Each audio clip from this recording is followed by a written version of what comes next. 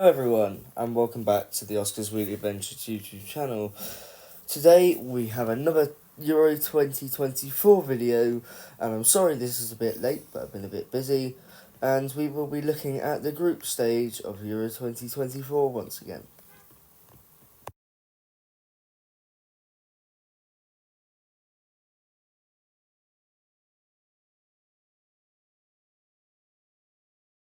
And today I have for you the fixtures and results for the group stages round 2. First then we have Croatia versus Albania. Albania took another shock lead, but once again they couldn't hold it against different opposition this time. They scored in the 11th minute, but Croatia took a long time to hit back with a goal of their own, Kramaric scoring to equalise and square things up in the 74th minute. Then an own goal saw Croatia take the lead on the 76th minute, and then an equaliser from Albania in the last minute of the game broke Croatia's will and determination to get back into the game. The stats then, and you can clearly see it was dominated by Croatia despite the fact the Albanians gave it a good go in a game they were ultimately the underdogs. More shots from Croatia, coupled with more shots on target and more corners, suggesting that they fully dominated this game, particularly in the latter stages. And Croatia's Andrej Kramaric wins the man of the match for Croatia versus Albania. Switzerland was a 1-1 draw at full time, Scotland scoring their only goal of the tournament, while helping the Swiss make a giant leap towards qualification for the round of 16. Looking at the stats then, Scotland took the lead in the 13th minute thanks to a Scott McTominay goal. Their captain fired home to give them the lead, with their fans going crazy in Germany. Well, Xherdan Shaqiri on the 26th minute made sure he equalised, which meant Scotland's lead didn't last long. This was a tight game. Scotland having 12 shots to Switzerland's 11, 4 shots on target for Switzerland opposed to Scotland's 3, so you can clearly see this as an even game. You'd probably say the Swiss just about edged it.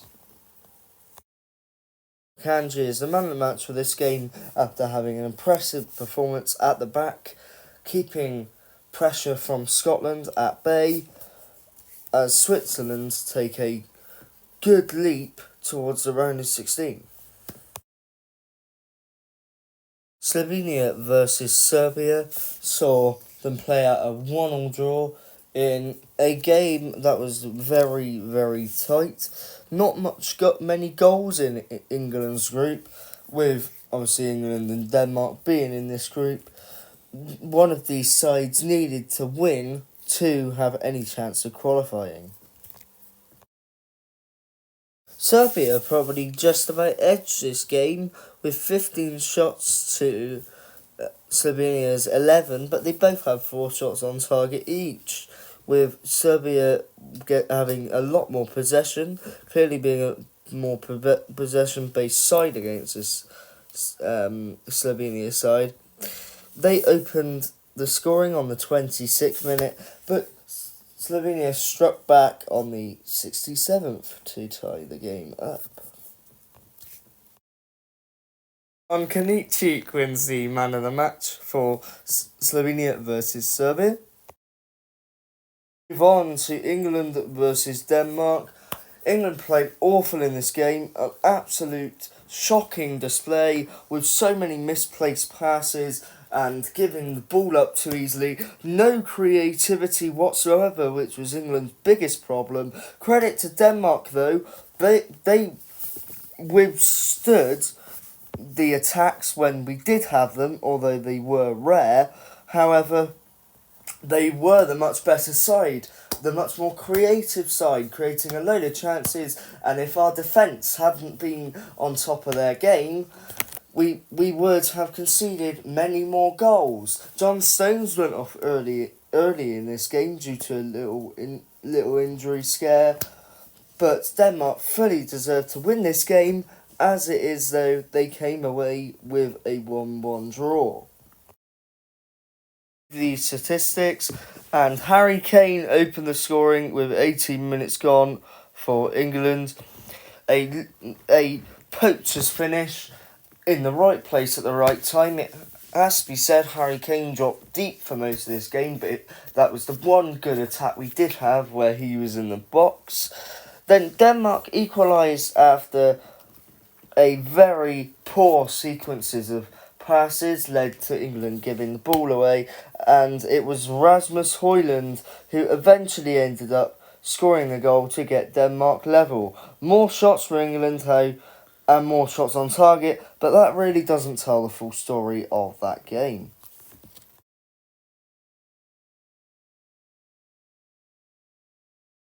Man of the match, as chosen by UEFA, was Pierre-Emile Højbjerg.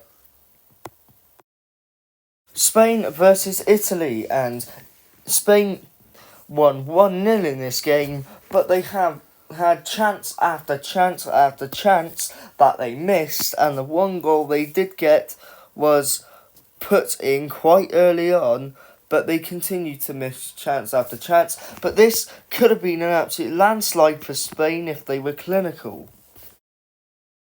Alafiori opened the scoring in the only goal of the game for Spain in the 55th minute. You can see by the stats, 16 shots for Spain, 7 on target, with more possessions, only slightly though. But again, another game that doesn't tell the full story, as a lot of Italy's chances were half chances, and Spain had a lot of clear-cut chances that should have ended up in the back of the net. This should have been many more goals in it. There should have been many more goals in this game, but it just wasn't to be. 1-0 to Spain.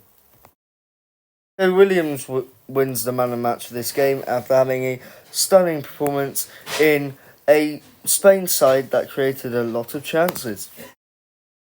Slovakia versus Ukraine had Ukraine run out 2-1 victors in a game that wasn't the most entertaining game in the tournament, but an entertaining game nonetheless. I will say I didn't watch this game in full, so I won't have a knowledge like I do with some of the others.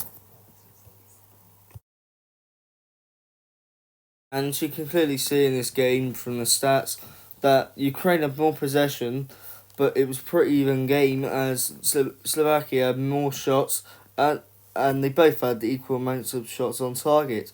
This game ended 2-1 to Ukraine, though, in a game that was pretty even and could have gone either way. Match goes to Sheparenko for Ukraine.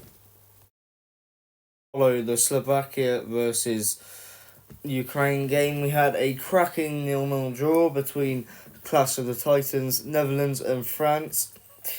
A 0-0 draw that was entertaining. So the Dutch almost take the lead through a disallowed goal that eventually denied Xavi Simons his first goal at a major tournament for a obstruction on the goalkeeper caused by Denzel Dumfries. The stats for Netherlands versus France saw France had more of the possession, more of the shots, but Netherlands had more shots on target, suggesting they had a bit more clinical edge to their game, even though they didn't score. And N'Golo Kante wins the man of the match. Moving on to Georgia versus Czech Republic. Georgia versus Czech Republic ended 1-1 in a game that was tightly contested, where Georgia took the lead, a shock lead for the debutants. Georgia opened the scoring on 49 minutes, just after the half-time break, while Patrick Schick equalised in the 59th minute for Czech Republic. More possession for Czech Republic, more shots on target. They clearly dominated this game. The man of the match was Mamardashvili, the goalkeeper for Georgia, who made some spectacular saves.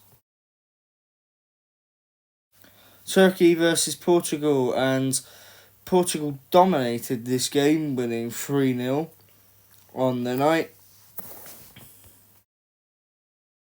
Bernardo Silva opened the scoring on 21 minutes, then an own goal went in, put in by Turkey into their own net on 28 minutes, and Bruno Fernandes finished Turkey off in the 56th minute. More possession for Portugal, more shots, more equal amounts of shots on target. Another dominant display by Portugal. And Bernardo Silva, the scorer of Portugal's first goal, wins man of the match.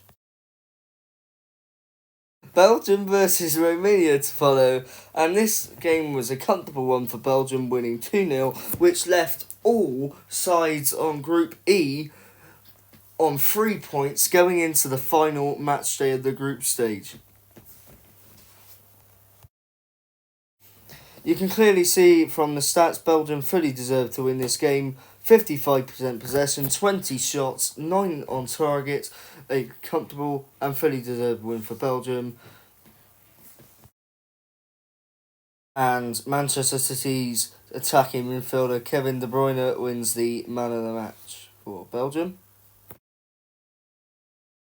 And now we come to the end of this video. Thank you very much for watching. Please like the video if you enjoyed it, and if you continue to enjoy the videos, please consider subscribing. Thank you very much for watching, and I will push on with round 3 of the group stage very soon, along with the knockout stages.